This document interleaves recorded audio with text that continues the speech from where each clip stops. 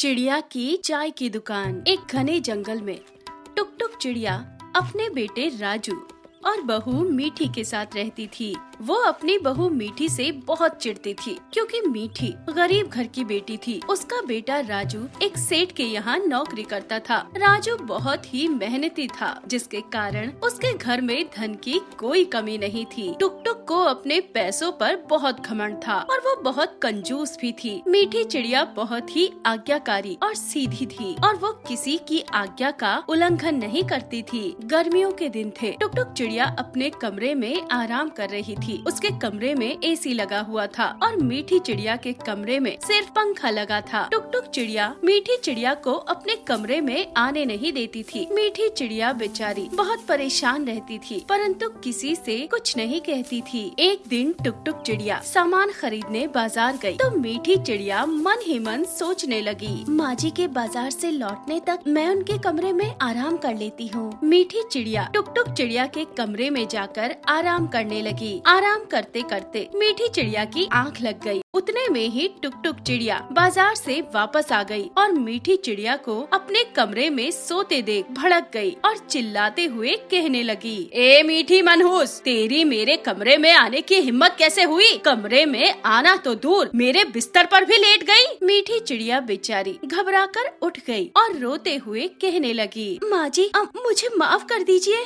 मैं तो बस थोड़ी देर आराम करने आई थी। तभी टुक टुक चिड़िया कहने लगी, आराम तो तू अपने कमरे में भी कर सकती थी, मनहूस कहीं की, फिर मेरे कमरे में क्यों आई? माँ जी आज बहुत गर्मी है, जिसके कारण मेरा जी घबरा रहा था और मेरे कमरे में तो बहुत ज्यादा गर्मी लगती है, इसलिए मैंने सोचा कि मैं थोड़ी देर आपके कमरे में आराम कर लूं। चुप कर बेशरम, निकल जा मेरे घर से और अपने पिता के यहाँ से ले आ एसी। शाम को जब राजू घर वापस आया तो मीठी चिड़िया को रोते देखकर मीठी से पूछने लगा, क्या हुआ मीठी, तुम इतनी परेशान क्यों हो और रो क्यों रही हो? क्या किसी ने तुमसे कुछ कहा है? मीठी चुप बैठी रही और राजू ने दबाव डालकर दोबारा पूछा, मीठी बात क्या है, तुम रो क्यों रही हो, मुझे बताओ, क्या मैंने तुमसे कुछ कहा है? इतने में ही वहाँ टुक टुक चिड़िया आ जाती है और राजू को सारी बात बताती है। राजू अपनी माँ को समझाने लगा, माँ तुम ये ठीक नहीं कर रही हो, मीठी को गर्मी लगी थी इसीलिए वो आपके कमरे में चली गई, पर इसमें कौन सी बड़ी बात है? फिर टुक टुक चिड़िया और राजू के बीच में लंबे समय तक बहस हुई। टुक टुक चिड़िया ने अपने बेटे और बहू को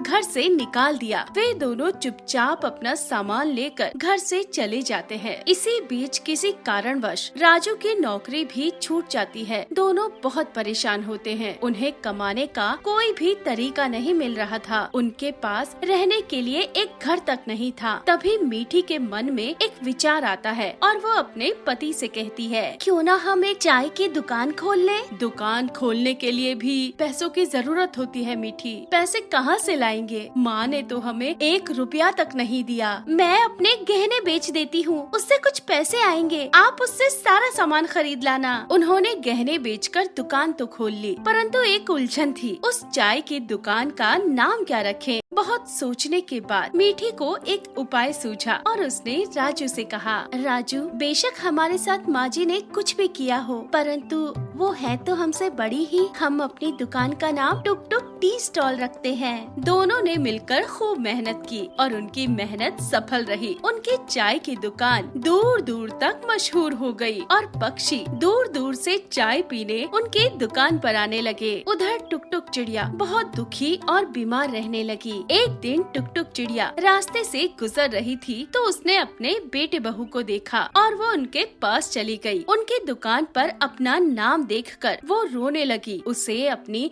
गलती का एहसास हो गया और वो मीठी से माफी मांगने लगी। बेटी मीठी, मुझे माफ कर दो, मैंने तुम्हें बहुत बुरा भला कहा है, मुझे अपनी गलती का एहसास हो गया है, मुझे माफ कर दो और मेरे साथ घर चलो। माँ जी कृपया आप मुझसे माफी मत मांगो, आप मुझसे बड़ी हो। तीनों मिलकर वापस अपने घर चले जाते हैं और हंसी खुशी अपना जीवन व्यतीत करने लगते हैं।